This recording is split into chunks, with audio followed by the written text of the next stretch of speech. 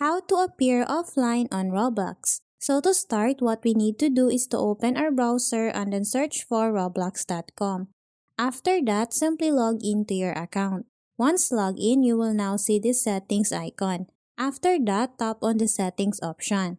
And then in here under settings, we'll have to tap on this privacy option.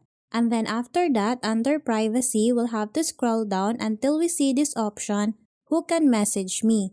What we need to do is to change the settings from friends to no one. Keep in mind that you will be asked to input your PIN for you to change the settings. So what we need to do here is to simply input our PIN. Once you have input your PIN, it will automatically change the settings. And then after that, you will have to repeat the process on the following questions.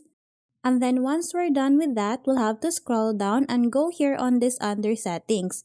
In here, you will also see different questions. What you need to do is to change all of this from friends, everyone to no one.